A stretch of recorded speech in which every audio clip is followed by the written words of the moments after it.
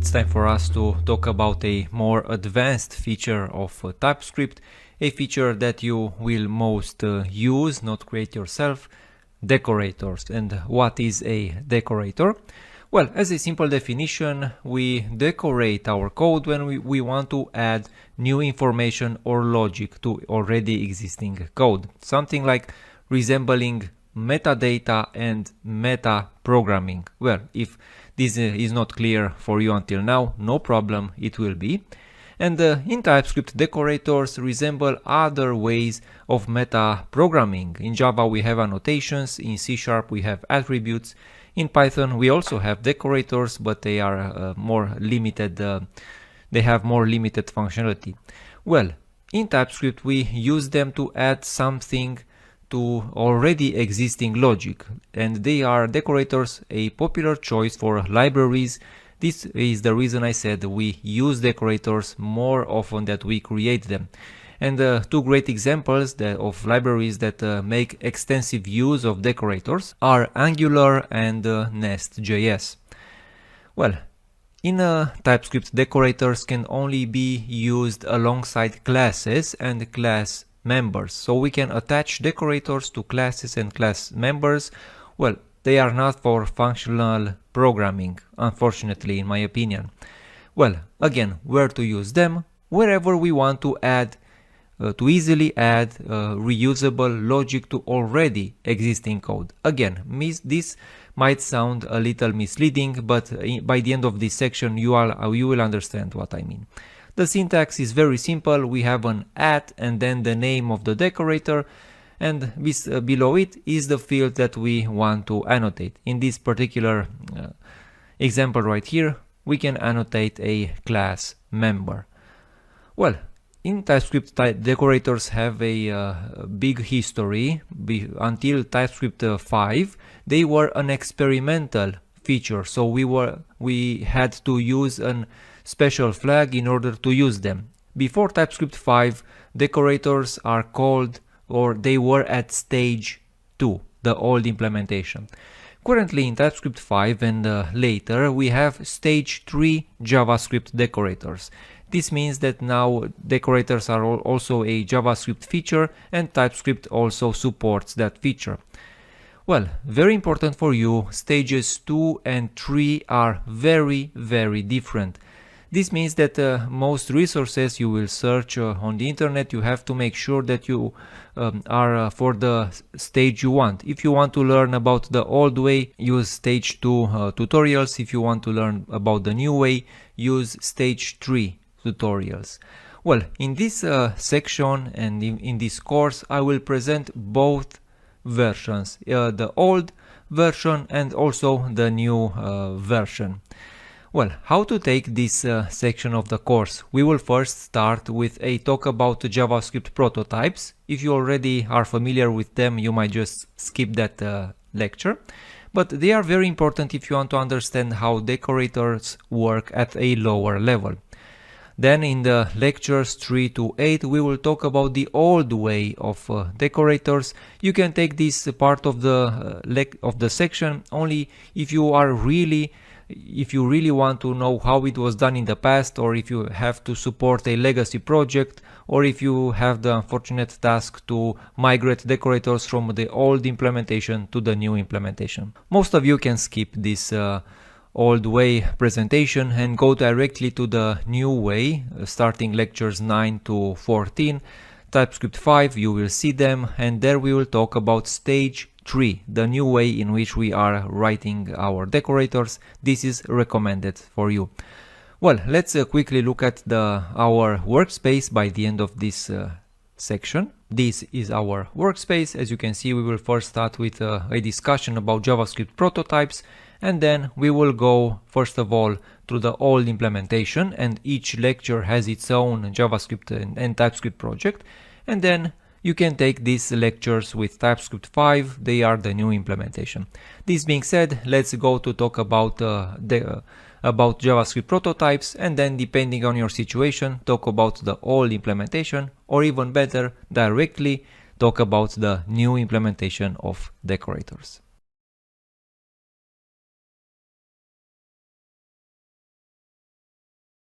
Well, welcome to an optional lecture about JavaScript prototypes. And a short definition by the Mozilla documentation shows us that prototypes are the mechanism by which JavaScript objects inherit features from one another. And understanding prototypes will help you a lot to understand better how also TypeScript decorators are working behind the scenes. Well, we will explore them in this lecture and also along with some object functions. We will see this in the second part of this lecture. Let's now see in the example I've put in on the screen on the index.js file 3 ways in which we can create objects in JavaScript. And the most basic one is just by parentheses and then the properties of an object, just like this. And there's also the next way in which we can create an object is by using something called a function constructor. If you didn't know, we can use functions together with the new keyword, and if we use them with the new keyword, then they will behave just like a regular constructor. They will return objects back. And for example, here we are creating an object of type employee which has a name and a salary, which we are passing as argument to a constructor function. Let's take things to another level. Since in JavaScript functions and especially this kind of constructor functions are also syntactic sugar for classes, this means that this class also behind the scenes is a function. This means that we can extend this constructor function from a class. For example, here we have a class manager which extends this employee. Even if this is a function, we can treat it as a class, and this one has a constructor with the same name and salary, and it has one more field which is called tasks. In order to add this to a constructor, we first need to call the super method, I mean the employee function with the name and the salary, and then set the tasks. Well, multiple ways in which we can create objects. Nothing complicated until now. Maybe you knew this, maybe you don't, but you will see why this is important in a moment. Well, let's now print to the console these 3 objects. So we have this employee 1, which is a regular JavaScript object. Then I have an employee 2, which is created by the function, and employee 3. And also I have these other employees as an array. Let's see how they look inside the console, and I will open this index.js file inside a web browser because the web browser will print much better what I want to show you. So I will open this file inside the web browser. I put a reference to this index.js in an HTML file. Alright, let's open this. Alright, and here I have my 4 consoles. As you can see, this is the first console, and if I will open it, you will see that the browser will show us that we have a name, a salary, and a new entry right here. And this is what I wanted to show you. An entry called prototype, which is object. And if I will open this, you'll see we are first getting a constructor, which is a function calling the object as a function, and then other more functions that are belonging to this object. Only this constructor is of interest at this point. Well, let's look at the other print. And again, here we have an employee, this time with name and salary. And just as a remark, all our employees have the same salary because we are fair company. Well, this time this employee has a constructor, but the constructor is not the object function, but it is an employee function with the name and salary, just like as I showed you before. But as you can see, this prototype has its own prototype. You know, so all the prototypes extend the object. So this prototype has its own prototype, which in the end calls the object constructor. And this is what maybe you have heard about the prototype chain. You know, I'm creating an object which extends another object, which extends another object. In the end, all JavaScript objects will extend this object prototype. All right. And let's look at the manager entry. Again, you will see that this one has the name, the salary, and the task. It has a prototype of type employee. Its constructor, again, has its own prototype of type employee. And in the end, if I will go right here, I should end up in the object calling right here. And one other point, as you can see, all of these entries have their fields and also the prototype entry. I have also an array right here, and I'm printing it to the console. Let's see how the print looks like. As you can see, we are simply having an array, but the prototype this time is of type array. So all the JavaScript objects have a prototype or multiple prototypes which extend other prototypes, and with these prototypes we can do things behind the scenes, as we will see following along inside this lecture. Let me comment this out and let's see now how we can use these prototypes.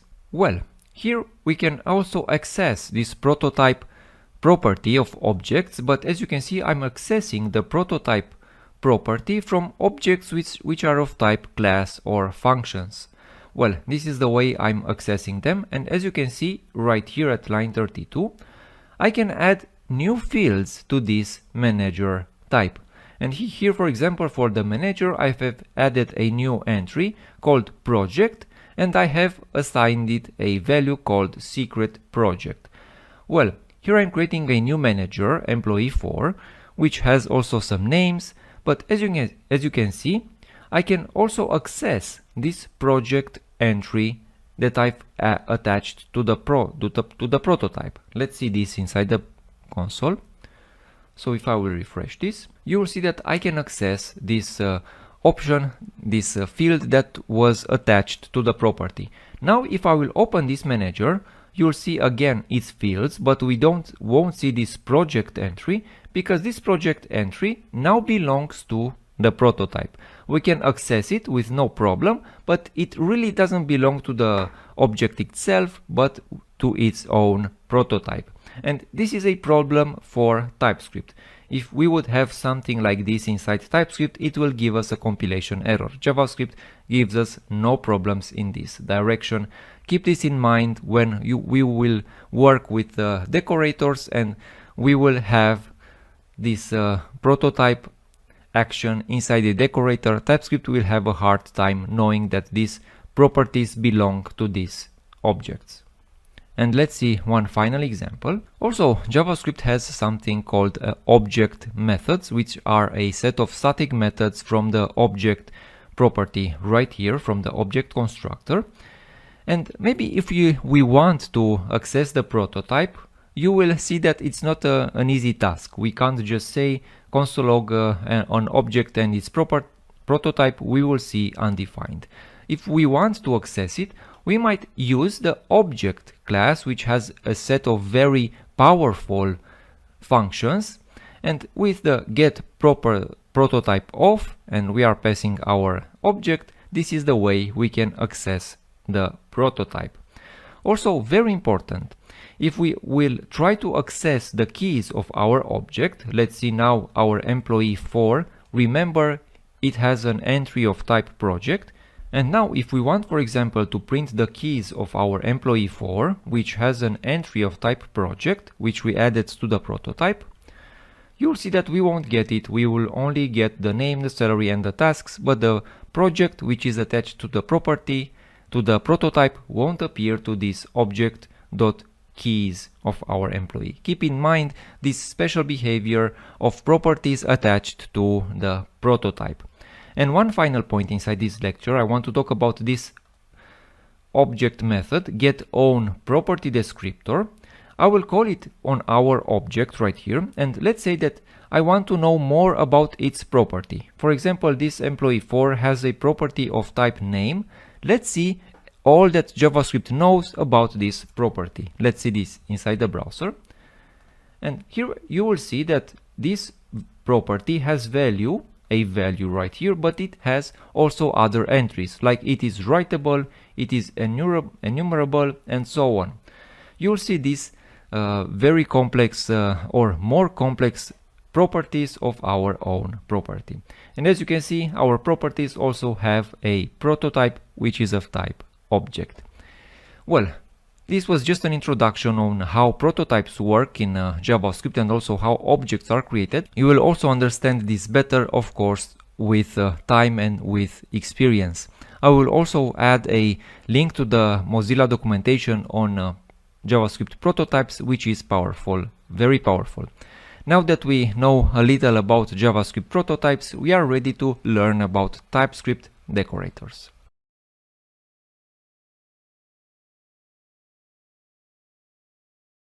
Well, it's time for us to write our very first TypeScript decorator. And usually we write them with this very basic syntax, with a function, the name of the function, and then two arguments, the target and the key. Well, what exactly are these? We will see this in this lecture. And also in this lecture we will talk about the experimental decorators that were a thing before TypeScript version 5. So now we will talk about the old ways in which we used decorators. In the next lectures we will also talk about the new ways. Well, first of all, we see that we have this strange error. And I say strange because this error says that this decorator, the way we are using it, is not really the signature of a proper decorator. Before we would get another error, before TypeScript 5, it will tell us that we need to enable experimental decorators from our tsconfig.json. And this is what I will do in order to fix this error. So there would be two ways in which I can fix this error: either write decorators in the new way or enable the old experimental decorators from the tsconfig.json. I have enabled them with this flag right here, experimental decorators. I set it to true, and now the error is gone. And before moving on, let's look at this implementation. I have a very basic class, and now I have added this decorator to a field inside the class. What I really want to do is to watch the changes and be notified every time this property changes, or this particular property changes. This is what I want to implement with this decorator. Currently, this decorator only calls a simple log. And look very closely at this file. This is just a definition of a class right here, and then we have a function. So no real calling of any function until now. Well, what happens if I want to execute this file? So in my mind, I would think that nothing will happen because I'm not calling any function. But if I will execute this file, you'll see that my decorator is executed. And this is a very important point about decorators. They are always executed once at the start of our program. This is very important, and keep this in mind. They are executed very fast, very early in our project execution. Alright, let's now actually call our manager, and I will say right here, I will create a new instance of this manager. Let me call it right here. So here I'll say const manager is new manager right here. Alright, and let me call this code again. You'll see that the decorator is called even before the constructor of our class is called. Very important, and keep this in mind. The decorators are called very early inside our code. Well, let's add a proper implementation to our decorator. And as you can see, this function, this decorator, requires two arguments, a target and a key. And this is the type of function that we will use for properties, for class properties, just like is this task entry or this project entry inside my decorator, inside my class. Well, let's add a proper implementation right here. I will paste it and then I will execute it. So I have wrote the implementation of our decorator that notifies us every time a change is happening inside my a field of our class. And this is just standard JavaScript implementation. The only thing that is new inside this decorator is this console log that will show us that one property changed from its old value to its new value. Other than this, we are just after we are generating these getters and setters, we are adding them to the object.define property. This is some more advanced JavaScript. We just want to see if our decorator is working. And currently I have created our manager, and then I'm changing its task from its default value as a simple task to a complicated task. So our boss or our CEO must always be notified when tasks are happening, task changes are happening inside the project. Well, let's see if this is working, and let's execute this. Alright, and as you can see, the task field changed from undefined when it was first initialized to simple task. Then the task changed from simple task to complicated task, the thing that we did right here. So our implementation is working just fine. I also want to add something specific to TypeScript, and I'm talking about the types to our watch change entry. We are calling our watch change for our object right here, our manager class and our task property. So our target is our manager class, and our property, the key, is a field of our manager. So we can add some types right here. Let me add the types and then explain them. Alright, I have added the types, and currently now I have used some generics right here. Currently our target will be something resembling an object with t extends object, and I have used the generics in order to be able to call the key of operator of our t, and also I'm intersecting this with string. If I wouldn't do this, I will get an error right here telling me that key might be a symbol. So I want to make sure that the keys of our objects are all strings. Alright, and this will again work just fine.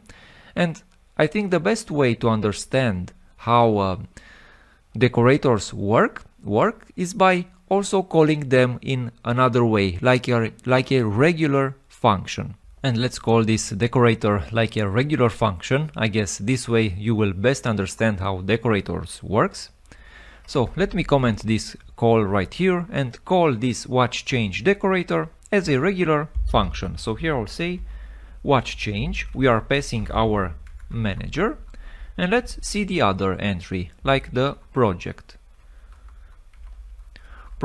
right here. Let's see if this is working. So let's execute this.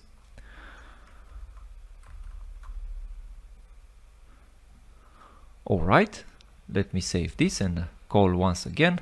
Yes, because we are watching the project, not the task. So here I'll say manager project is complicated project. Let's see.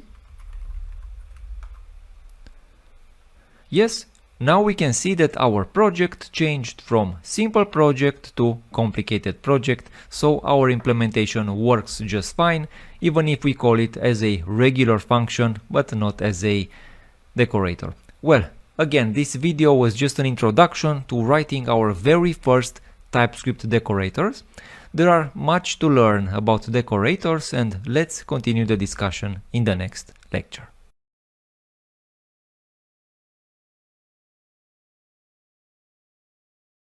Let's now build ourselves some class decorators, and the objective for this lecture would be to add some properties to the instances of this manager class.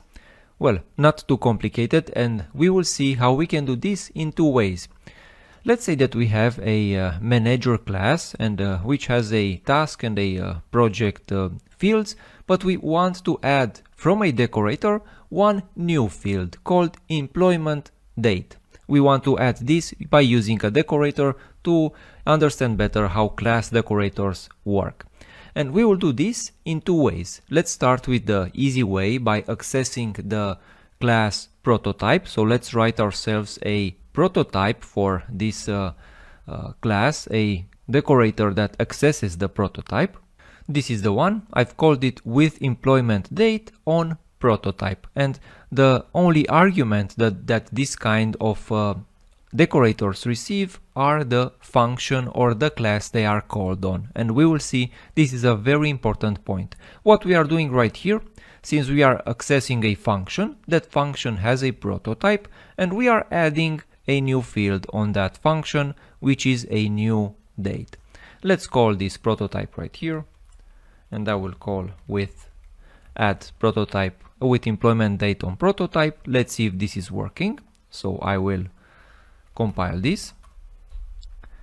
And since working with prototypes, it's a best way to visualize them inside a HTML page. You know, they log things much better. So I will open this inside an HTML file.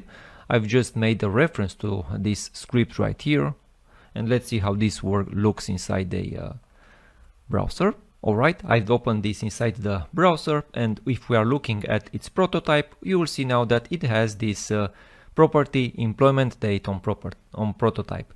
But let's take things to the next level and try to add this employment date inside the class instance right here, not on the prototype, but in the class instance. And this will be a little more complicated, but not too much. Let's do this inside this lecture, because with prototype is very simple, but let's take things to the next level. Alright, and I have wrote a decorator which adds this employment date to the class itself. And how is this working? And I guess the first thing that we need to explain right here is this complicated generic. If you're not familiar with generics, please first watch the section about generics. Basically, what we are saying right here is that we want that our base class to be a class that, or a function which is a constructor, you know, and with this new and with these var arguments of any array, with this syntax right here, we are telling TypeScript that our argument is a class that accepts our constructors right here, like this. And if we have this kind of argument inside our decorator, then we can return a new class that extends this base class that we are getting right here as an argument. Well, if we have this class, then we can extend it, we can call its constructor, and then we can have this employment date right here inside the class instance. A very important point right here, if I will want to make this a function, then TypeScript will give us a very interesting error.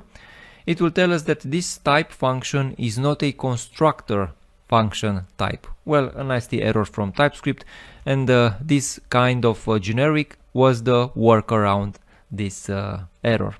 Let's see the way this is working. So currently with this decorator, I'm extending this manager class basically, and I'm creating a new class which has this employment date. Let's see if this is working, and I will call it right here with employment date, save this, compile, and let's see if this is working. So I will refresh this page. Now we have a manager. Let's see. And as you can see now, our manager has also an employment date to the class itself, not only to the prototype right here, not only to the prototype, but to the class itself. Very interesting, and we saw two ways in which we can, let's say it directly, mess around with a class definition by using decorators. Let's see a third way in which we can alter the way our classes behave by using decorators, and we will understand a very important point about decorators. I'm showing you now an example taken directly from the TypeScript documentation, and this is a decorator called sealed, which basically makes sure that our class is not extendable. So we should have an error if we are calling this decorator alongside this decorator. And as you can see right here, currently we are calling both decorators on the same class. There's no problem. If after the declaration of one decorator comes another decorator, then TypeScript is smart enough to apply them both to the same class instance. No problem right here. But what happens if I will now add this add sealed decorator? Will I have an error or will I not have an error? Let's first check it. So the theory tells me that I should have an error, because currently I'm making sure that now my class cannot be extended, but I'm extending it right here. Will I have an error or not? Let's see. Let's refresh, and we are not having an error. Why is that? I'm not having an error because the way constructor or decorators are applied. And they are applied from bottom to top. So this decorator is first applied, then this decorator is first applied, and only this sealed decorator is first applied.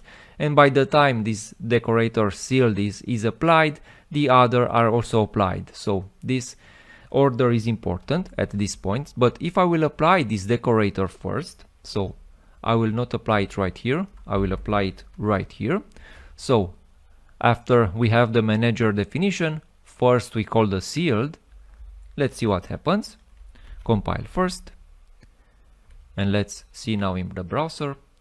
We will tell me that, hey, you cannot add this employment date on prototype because the object is not extensible.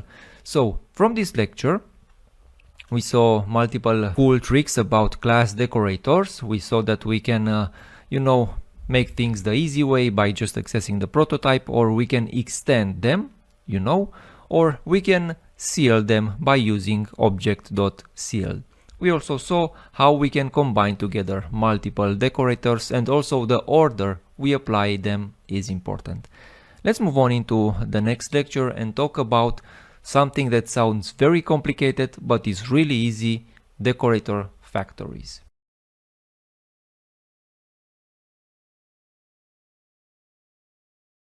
Let's talk in this lecture about decorator factories, and they are a very complicated way of saying that we can pass parameters to decorators. Well, and I think that decorators with parameters are more used than decorators without parameters. And in this lecture, we will see how we can pass parameters to decorators. Well, how we can do this? By using something called a factory, or a function that returns our decorator. And let's look at the following problem. We are using an example resembling the example from the last lecture. We have this manager class, and let's say that we want to add a department field to it. But we also need to specify what department field. It's not like a employment date which can be automatically generated. Well, how we can pass arguments to this with department decorator?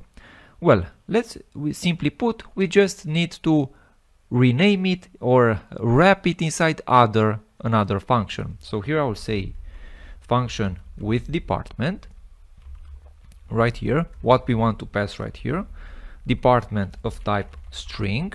All right.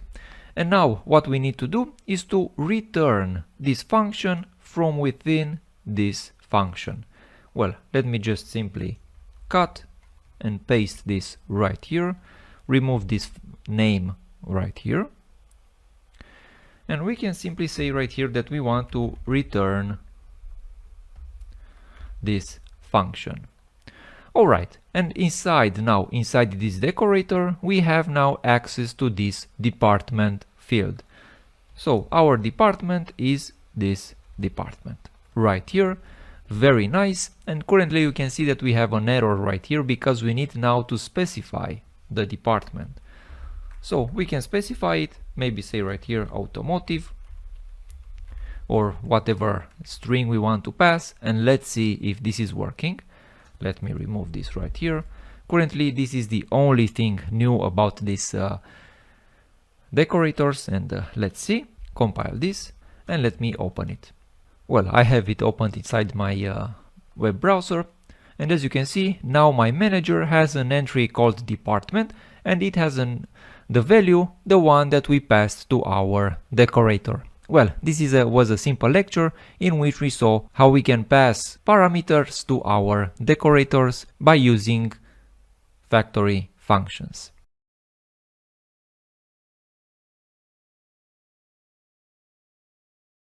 Let's now talk about method decorators, and they are the most complex decorator in TypeScript, and we will talk about method decorators in 2 lectures. In this lecture we will first get an introduction about what is happening inside a method decorator, and in the next lecture we will write some real implementations. Well, let's again start from a very basic example. For example, we have a class project which has a budget of type number and then two methods, one for writing tests and one for fixing bugs in production. From experience you might know which one is more convenient. Well, let's say that we want to know exactly what is happening inside this fixed bug in production, and for this we are writing a decorator or log decorator internals. And before running this log decorator internals, in this decorator I'm just printing out stuff, because these method decorators receive multiple parameters. First of all, they receive a target, which is the object prototype of the class they are built on. So in our case, our target will be the prototype of our project. Then the property key will be the name of our property. In our case, if we are calling this log decorator internals on a method, then the property key will be this fix bug in production. But the new things to this method decorator is this descriptor, this property descriptor, which is very important and a very complex topic. Again, in these lectures we will only scratch the surface, and you will understand this better with experience. Well, let's inspect this descriptor and understand exactly what is going on inside this descriptor. For this I've just put these console logs. Let's run this inside the browser, because the browser shows us much more prettier logs. Alright, let me refresh this, and inside this console log, inside the browser, we can first see the target, and the target resembles the prototype of our project class. This is the one, so it's not a class instance but the class itself. Well, the property key is fix bug in production. This is simple, but as I said, the most important things right here are the descriptor, and our descriptor is basically a very complex description of our function itself. You remember this from the introduction of this section, that we have these descriptors which tell us things about different fields. What we care about inside this descriptor is the value, which is very important. This is the one, and as you can see that the value of this descriptor, it's the function itself. If I will open it, you will see that it has a name, the name of our function, it has some arguments, currently no arguments, and so on, so on. But basically remember, this is the function itself, because this will be important later on. Why will this be important? Because usually when we are writing a method decorator, what we want to do is to alter the behavior of the original function. So we need a reference to this descriptor value. Well, this is what is happening inside this decorator, and let's find out more about our function in the next decorator. I call this log decorator internals 2. Sorry, I didn't have too much inspiration about naming things. So let's call the other decorator. This is the one where I'm calling this descriptor value, and I'm overriding it with a new function.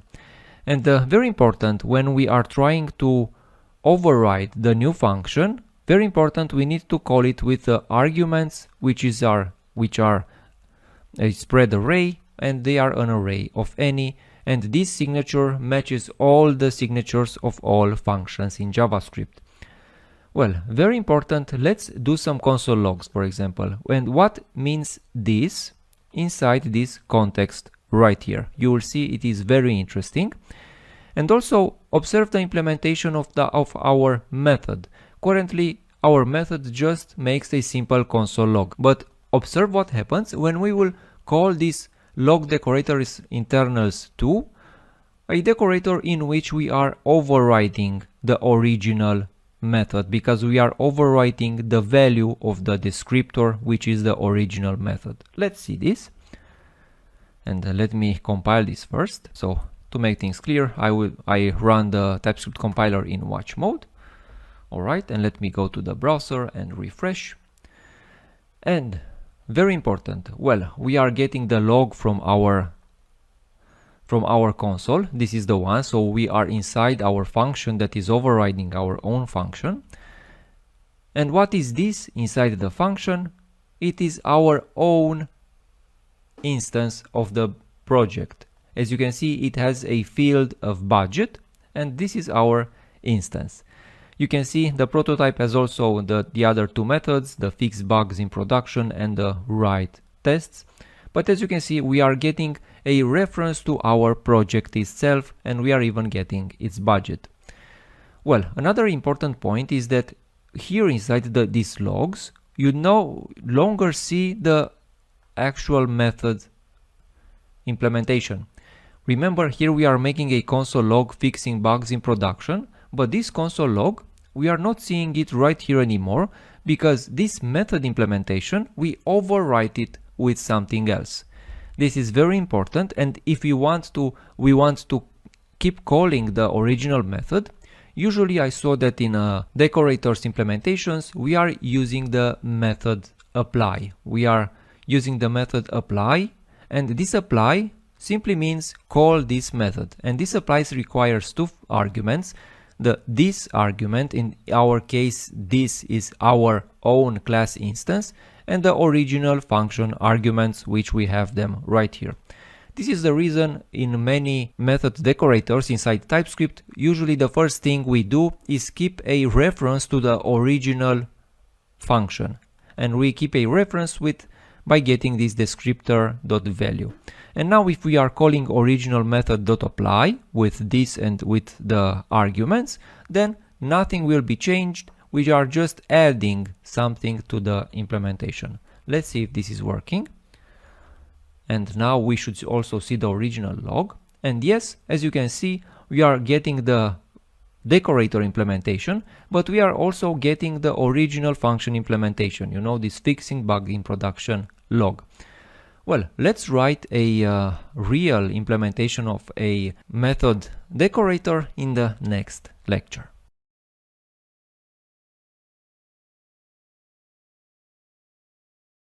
After we got ourselves an introduction to method decorators inside the last lecture, we are ready, or at least should be ready, to write our own method decorators. And let's think at the following real-world problem. Let's say that we have a project which has a limited budget, and this project has different things that are happening inside it. For example, inside the project we want to write tests, and we sometimes will need to, or will be required to, write fix in productions, or to fix bugs in productions. Well, let's write a decorator called withBudget, which accepts the amount of budget that this method needs. If the budget is exceeded by the method, well, if for example we need a 500 budget for this fix bug in production, then we won't execute the method anymore, and we will just simply print an error message to the console. Well, let's try to do this, and the first thing that we come to mind before writing the real implementation is writing our TypeScript definitions. And I've started to write this definition right here because with this decorator with budget only works with classes that have a budget field. You know, makes sense. If a class doesn't have a budget field, then we can't really analyze the budget of that class. For this, I wrote this generic right here of type T extends an object which has a budget, and this makes sure that I'm writing, or I'm calling this decorator only on classes which have a budget entry.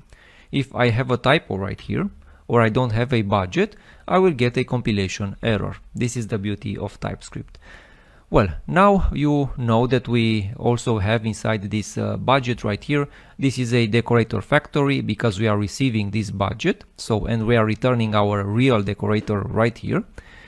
And we are receiving the three arguments we talked about in the previous lecture. Our target, our property T, and our descriptor.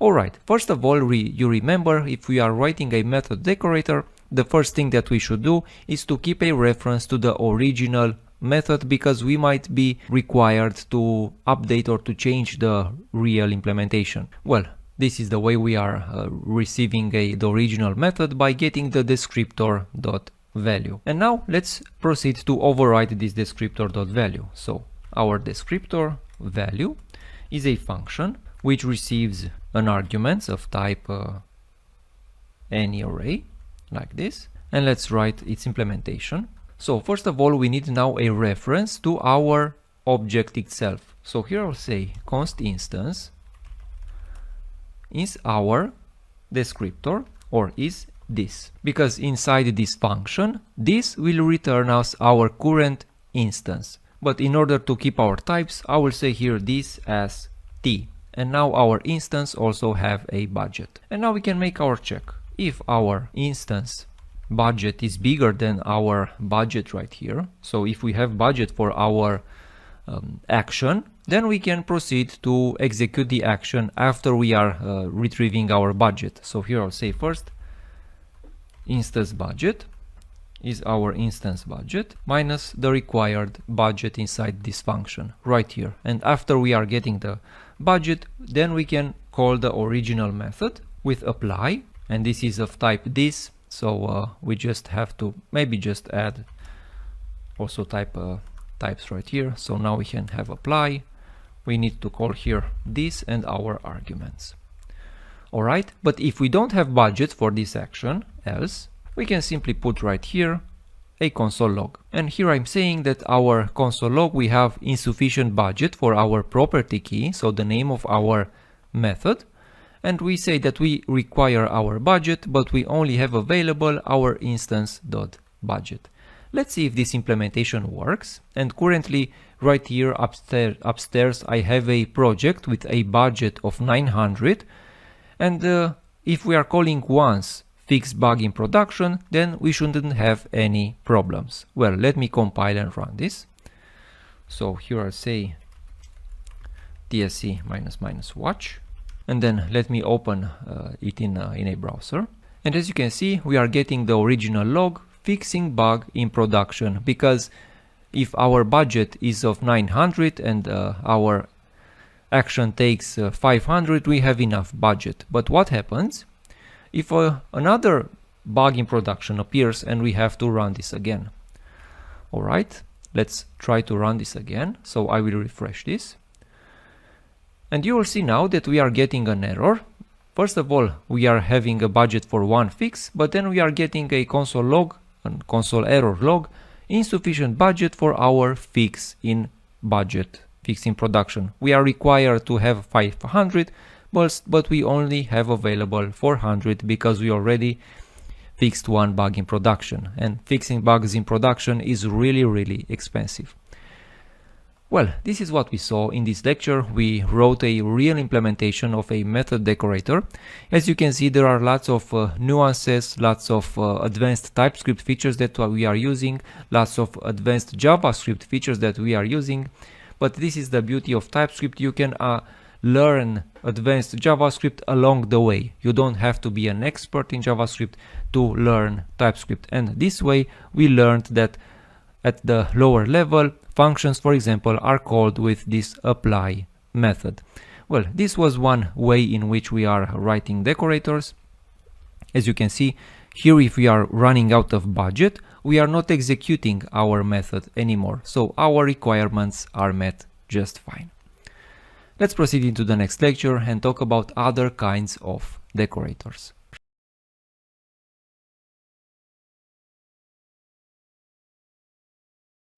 In this lecture, we will talk about parameter decorators, and it will be a very short talk because this feature of TypeScript is one of the least used, and also these parameter decorators are currently not supported in the new version 3 of TypeScript Decorators, the new modern version of decorators. And I understand why, because they are very limited in nature. We can do very little with them. Even the documentation tells us, if we will look at the documentation, it will tell us that we might use these parameter decorators only to observe that a parameter has been declared on a method. And even the example on the documentation, currently I couldn't find any examples and I don't have any experience with them. I never used parameter decorators. This example also uses a complicated external library, the reflect metadata. So a lot of complication to really achieve nothing. Because if we want, for example, to validate some parameters of a function, already TypeScript is very powerful in that direction. Otherwise, if we want to know exactly what arguments were called or were added to a function, we have function parameters for that problem.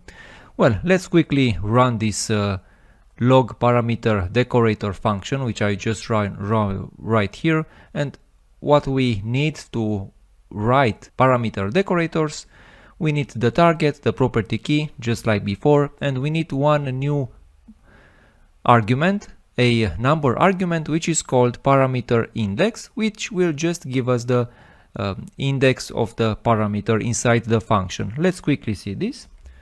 So if I will go to this page, I will run this code, and you will see that we are getting the target just like before. We are getting the property key, which in my case was the function name add to budget, and the parameter index, which is 0. Well, pretty useless, but I said, hey, let's not leave any stone left unturned for this course.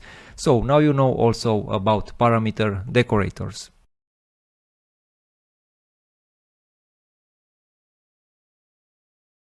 Let's now get an introduction over TypeScript 5 decorators, or ES stage 3, the stage from which TypeScript decorators are no longer experimental, they are a fully functional long-term feature. And simply put, decorators are wrapper functions that can be attached to different class or classes elements inside TypeScript. They can be directly attached to classes, to class fields, private fields also, a new feature of stage 3 decorators, accessors and methods, also public and private. And one key difference between the new decorators and the old decorators is that function parameters are no longer supported.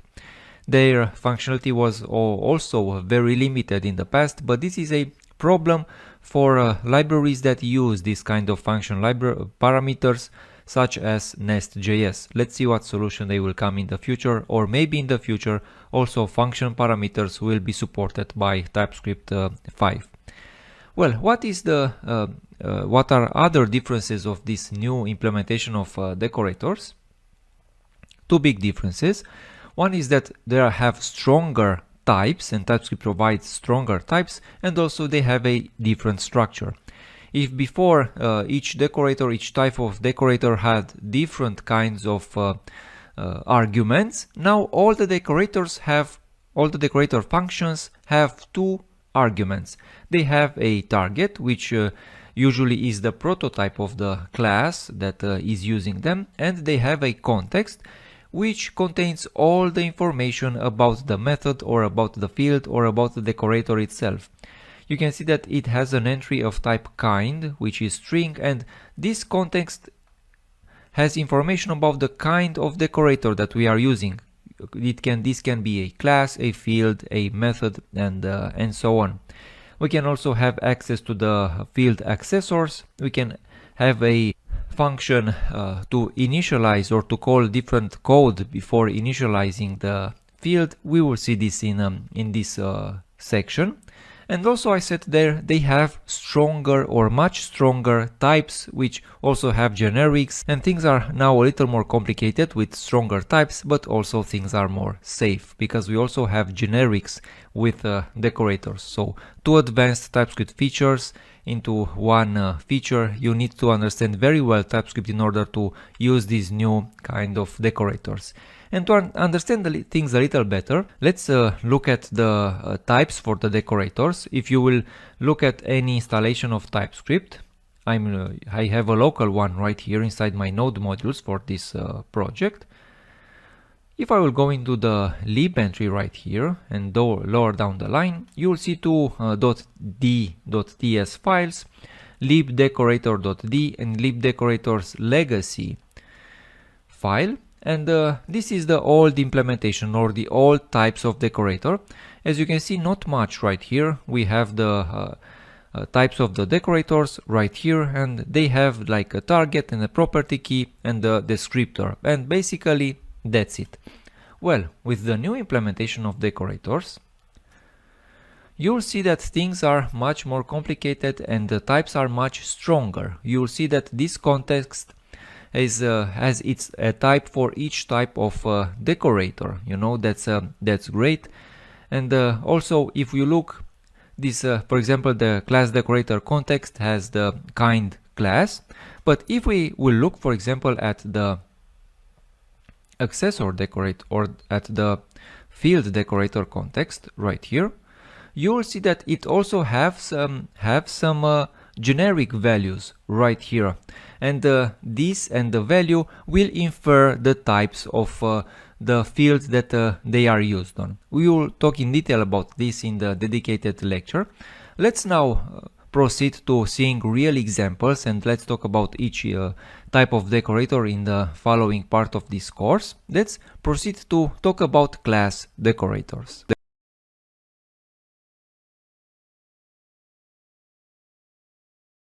Let's now write our first decorators, our first modern decorators. And first of all, let's talk a little about the setup. Before moving on into the details, let's look at the tsconfig that we need in order to write stage 3 decorators. And currently I have a very simple project, and as you can see, all we need to do in order to write stage 3 decorators is some compiler options with a target. And the way TypeScript knows which kind of decorators we are using inside our project is by the value of this experimental decorators option. If this is set to false, which is the default value, then TypeScript assumes that we are using the stage 3 decorators. If this is set to true, then TypeScript assumes that we are using the old versions of decorators. If I didn't specify this, then this will take its default value, which is false, and this way TypeScript knows that if we have decorators in our code base, they will be the new version stage 3. Well, let's proceed also to see some insights of a decorator. First of all, I have a very basic class called manager, which has only two fields and a constructor in which I'm making a log. And first of all, I've created a decorator, our first modern decorator, which is called print decorator metadata.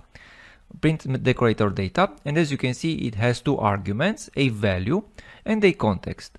The value is usually a function or a constructor function, as we will see later on, and the context is class decorator context. This means that if I specified the context with a type class decorator context, then I can't call this decorator on other stuff like a field. You know, if I will choose a more generic declaration of this, then I will be able to call the decorator in other places. You know, this is the beauty of these modern decorators. We have much more powerful types. And now let's see what's inside these decorators before taking any action with them. As you can see, I have defined this decorator right here, and all I'm doing right here is printing its arguments, the value and the context, and also I'm calling the add initializer function for the context. Let's inspect when this function is called and also when this decorator is called, because currently I have no instances of this manager class, but I have added this decorator to the manager class. Will it be called or not? Yes, it will be called, because as soon as I'm writing this right here, the decorator will be invoked. Let's see this in action. And for these decorator examples, I will not execute them with Node. I will execute them inside the browser, because we will do a lot of printing, and inside the browser prints are much more nicer to read. Well, let's see this example. I will first compile this, And then I will open inside an index.html file right here with a reference to our manager.js. Let's open this file. Alright, and let's see what we get right here. First of all, you can see the value, and the value in this case is directly the compiled code for this class. This is the value that we are getting for class decorators. It's really not much in this example. What is interesting right here is the context. And as you can see, the kind of our context is class. We are getting the name, which in our case is the name of our class, the name of our property, our prototype, and also you can see the action from our add initializer method right here. So remember, this add initializer and the whole decorator is called even before having instantiated any instances of our class right here. Alright, let's do some real stuff with our decorators, and what I want to do right here is to add some data to this manager instance right here, and we will do it in two ways: an easy way with prototypes and a more complicated way with directly with class definitions. Let's see the easy way, and let's say that we want a field called employment date on each entry of our manager instances. Alright, so let's write ourselves a decorator which does that, and I've wrote the decorator. I've called it with employment date on prototype, and basically what this does, it takes the value, and inside its prototype it will add a field called employment date on prototype, which is just simply a new date. Let's call this decorator right here. Alright, let's save this, compile, and see what we get. And first of all, of course, let's log things now. And now we are calling this decorator, and we are creating a new instance of our manager, and we are printing it. Let's see what happens. Alright, again, we are getting the message from the constructor this time because we are instantiating it. But if we look at our manager, well, there's nothing new inside the fields right here. But if we look at the prototype of this manager, you will see that we will have a field called employment date on prototype, and we are getting the current date. Well, this was the way, the simple way in which we can add data to our classes right here using prototype. Let's also see a more complex way in which we can do this, because what I want to do is to add a new field right here inside the object definition, not inside the prototype. Well, and I have wrote this decorator implementation. What we are doing here is really simple. What is very interesting about this declaration are the types. And what we want to do here, or what we want to have, we want a class that extends our base class, or we want a class that we can call a constructor on. This is the reason I have wrote here a generic type T extends this object which has a new function right here, and this indicates to TypeScript that we want to call this function on a function that is a constructor function. If I will leave this right here, for example, if I will not have this T extends right here, you will see that we will get the error that type T is not a constructor function type, you know, and this is the reason I have added these new arguments right here. Basically, we are not using the context right here. What we are using is our base class, but this time we are not adding data to its prototype. We are directly calling the constructor and adding a new field right here. Let's see if this is also working. So let's call this decorator right here. Alright, let's compile and open it inside the browser. And now again we have our manager. Let's see. And now as you can see, we are getting this employment date also as a field inside the manager object itself. That's great. So we saw in this lecture two ways in which we can add data to our object.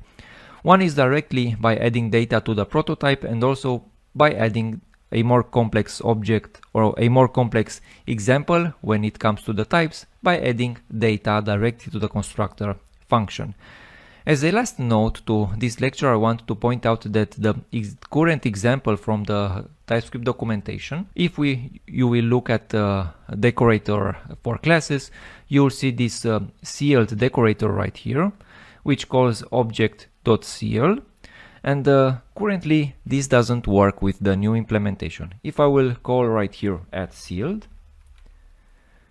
usually we should have a compilation error because this sealed will prevent us from adding data to the prototype and also from extending the class.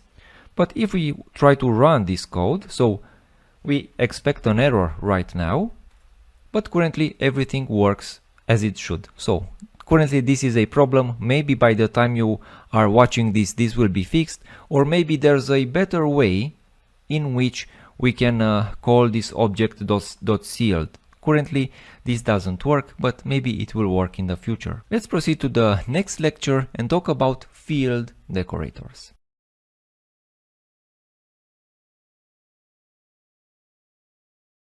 Let's now see how the new field decorators work in TypeScript 5. And to understand this, I've created yet again a dump example, but you will see we will get into some interesting points regarding field decorators in TypeScript. Let's understand first the example. We have the most simple class ever, a manager class, which has a field called tasks, which is of type task array, and this array, which is a simple type with a name and a level, which can be low, medium, or complicated. Really basic TypeScript stuff. Let's say that we want to write a decorator which can be called only on fields which are of type task array, and this is called with complicated task. What this will do, it will add a new task to this task array, a task that is complicated. Well, let's see how we can do this. And before writing the actual implementation, let's observe the types inside this decorator. First of all, we have the type of the context is class field decorator context. But as you can see, this receives two generic arguments, and this really shows the power of new modern decorators. As you can see, this receives some arguments of type T and V. The documentation tells us that T comes from this and V comes from value. Well, what are those? Well, T usually should return the type of the instance that we are using it, and the V represents the type of the decorator class field.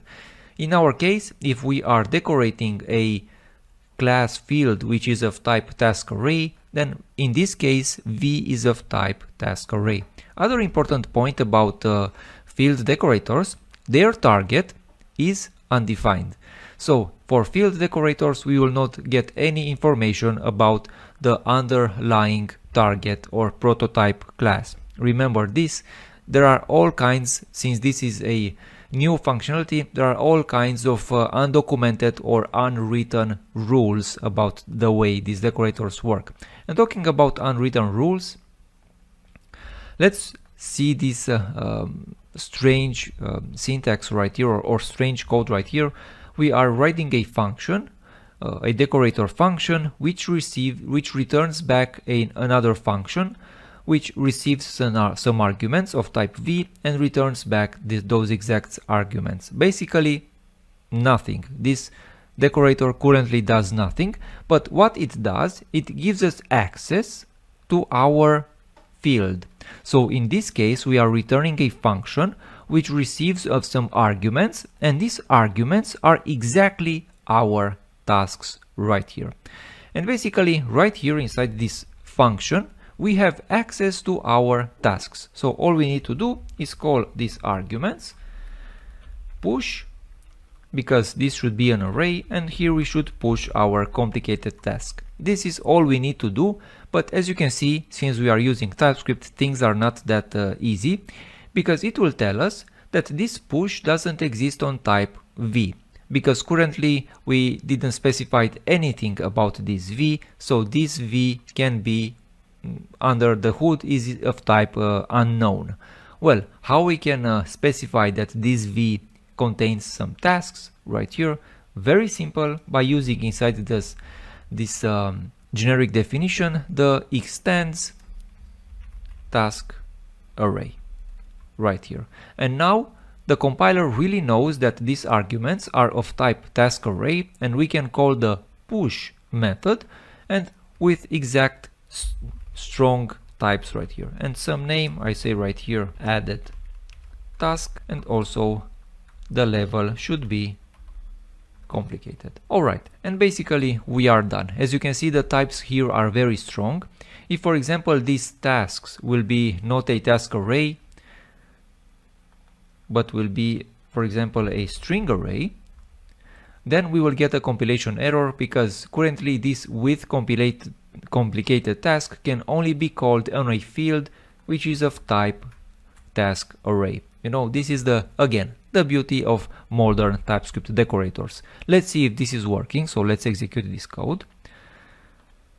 I will start a terminal, and first of all, and I have executed this code, I have compiled it and opened it inside a browser, and let's see. As you can see, we have this manager class which has some task, and as you can see, this task has an entry, the first element, which is level complicated, and the name is added task, the added task from our decorator right here.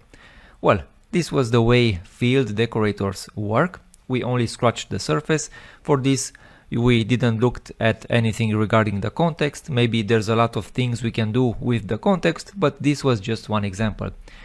Let's move on into the next lecture and talk about decorator factories. For example, this with complicated task can be refactored into a more general approach. Maybe we can create a decorator called with task, and we can directly pass the task that we want to do. And this should be a decorator factory, or a decorator which can receive arguments. Let's see how we can do this inside the next lecture.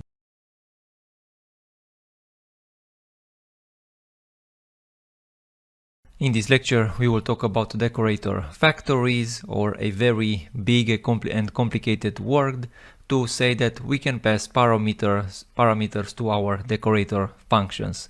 A really simple concept with a complicated name. And let's see how we can do this. We will start from the example from the previous lecture, in which we had a decorator called with complicated task. But we said, hey, maybe we can make things a little more general, and we should have a decorator with task that receives a task and then adds it to the tasks of our manager.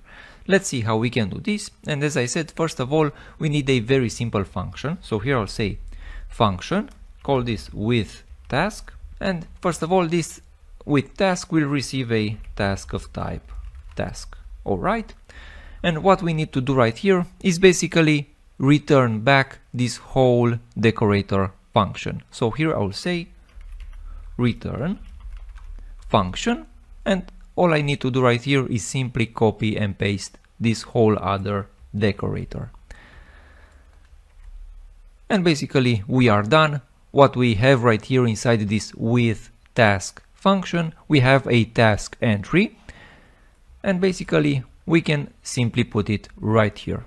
Format this a little, and everything should be alright. Now if we want to call this with task and not with complicated task, we can simply say right here with task, but we have an error because now this one receives an argument of type task. And we can say right here name, this is added task, and also level, let's make this a simple task. Oh, right here. But we can also keep the old implementation with complicated task, but of course we can make it a lot more simple now that we have with this with task generic. So if we want still a decorator with which is called with complicated task, let me get rid of everything. What we need right here is to simply return our with task, and right here we can pass a complicated task. For example, name again is added name or any name, and the task itself is alright. Now we have also a decorator called with complicated task with one key difference. Maybe let's also add a new field right here, call this extra tasks, and now we can call this with complicated task. But now, since this is also a decorator factory, TypeScript is not smart enough to look deep inside this task. We can call it as a function. And now we have a general decorator called with task and also a more particular decorator with complicated task. Let's see if this is working. Let me compile and run this example. And I have run this example. Let's look at this manager class. We have this extra tasks, which has this added task, which is complicated because we called this with complicated task, and also we have our task with our added task. So everything works as it should. Usually this is the best way and a very easy way to send parameters to our decorators by wrapping them inside a function that receives that parameter. Pretty straightforward. Let's proceed into the next lecture and talk about method decorators.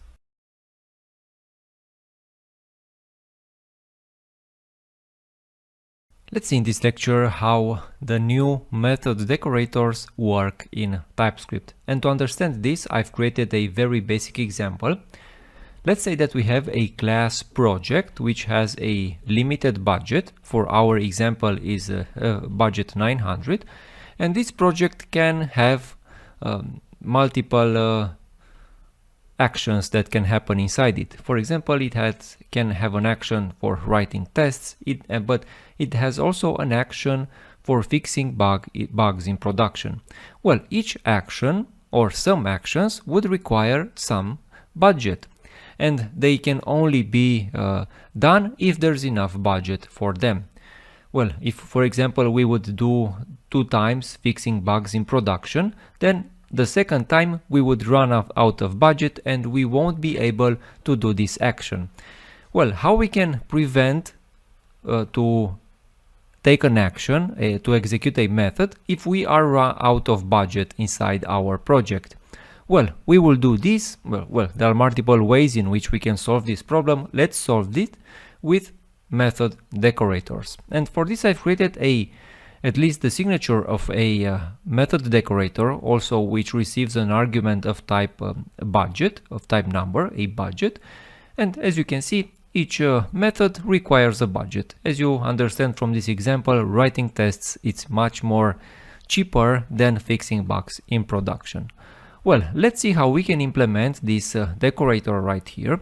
And before implementing it, let's look at the return type, at the types right here. The type of the context is class method decorator context, and as you can see, this one receives only one generic argument. The other one is the var argument, which is of type any.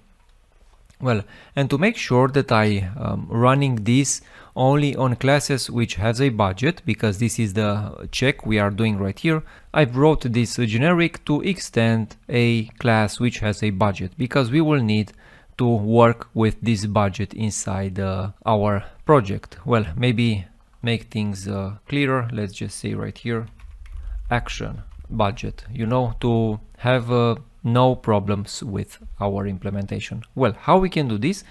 First of all, to get an entry over this type, we need to return back the function. So here I'll say return a function again, which receives an argument of type args, which is of type any. And the cool thing about here that inside this returning function, we have access to the local instance. So here I'll say const instance is this as t, because inside this function, this will send us to our class right here, our local instance.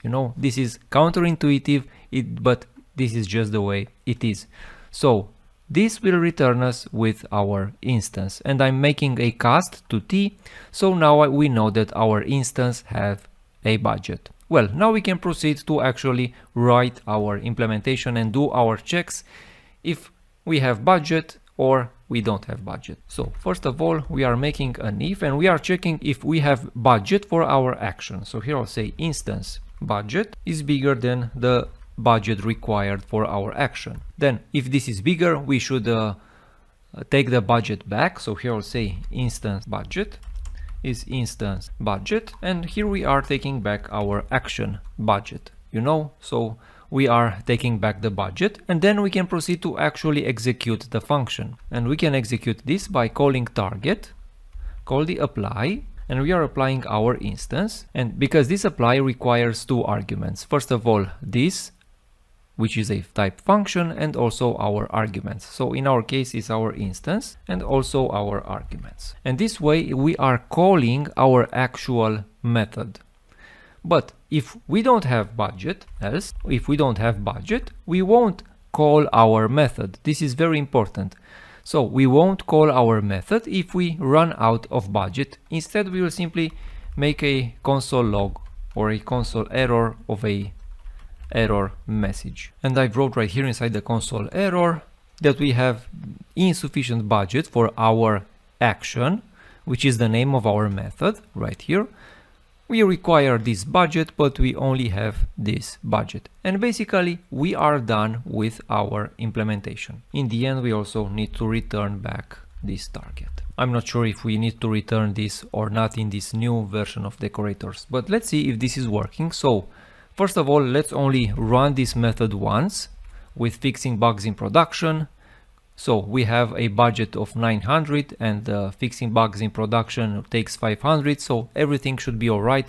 We should be able to execute this fixing bug in production at least once. Let's open this inside the browser and see if this is working. And as you can see, at least the first time it works. We have enough budget for our action, and here we see that we are fixing the bug in production.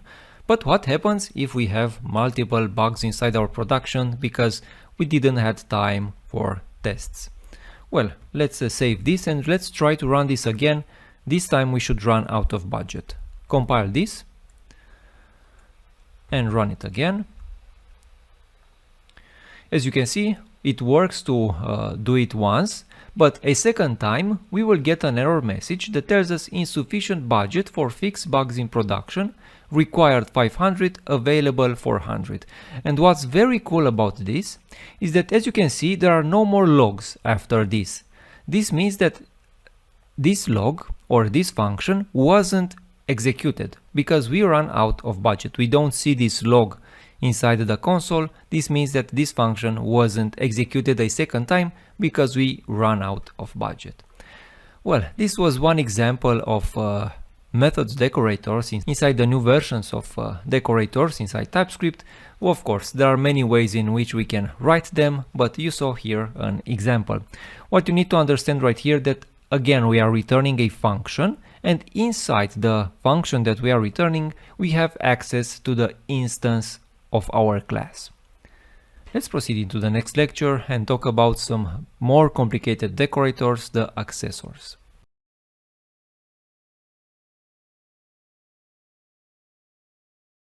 Let's talk about one last type of decorators, the accessor decorators. And my experience is that as the features of the decorators become less and less small, their signatures become less and less or more and more complicated. And why do I mean by that? Here we have a very basic feature, an accessor, and this is an accessor not from TypeScript, it is from JavaScript, from modern JavaScript. This is called an auto accessor. And my idea when I've prepared this course was to do the same as I did in the first part of this course, to have a decorator which is called watch change, which simply notifies or sends a notification every time a particular field is changed. And by sending a notification, I just want for basically to see a console log. Well, this is not possible to write this watch change decorator with the new versions of decorators. Why? Because remember, the modern decorators receive as target, they receive undefined, so they don't get an access to the target itself. This way we need to write our decorators in another way. And one way in which we can write this watch change decorator is by decorating a accessor or a getter and a setter. And I've wrote it already. I will just, in this lecture, I will just explain it and run it. There's no point in watching me type all this. Basically, let's look first at the type of the context. And as you can see, we are receiving a class accessor decorator context, which receives a T and a V. T is the type of the instance itself, and the V is the type of our field right here, just as with field decorators. The other important point right here is the accessor and its type, and as you can see, this is a very complicated type for the accessor. We don't really need this, but I've write it like this to have very strong type inside the decorator. Basically, we are returning two functions this time. We are overwriting the get and the set functions, and basically this is their default implementation. What is added right here in the set function, a console log. So now if I will run this decorator, I will simply see a console log to the new value of the field every time the field changes. Let's run this and see how it is working. As you can see, every time we are changing our project, we will get a log. So if we are setting the project right here, if we are setting the project to complicated project, we will get the log setting project to complicated project, and so on, so on. So basically, this is the base implementation of this accessor decorator. As you can see, here we are calling the setter and the getter. If I want to add some sprinkles, you know, when we want to when we are getting the decorator, maybe I can just say right here plus some sprinkles. And now if I will console log my project right here, let's compile and run this again. If I will refresh this, you will see that I'm getting this super complicated project, which is its field, but I'm also getting some sprinkles because this is now what the getter does. It adds something new to the returned value. Why would you do that? Not for a reason. I just want to highlight how this new version of the get function works. Well, this is, in my opinion, one of the most complicated decorators that we can write, and one of the not so often used decorators. I just wanted to show you how we can implement this, and also how we can deal with more complicated signatures of our decorators. With this lecture, we are finishing the section about decorators, and I thank you for watching this section.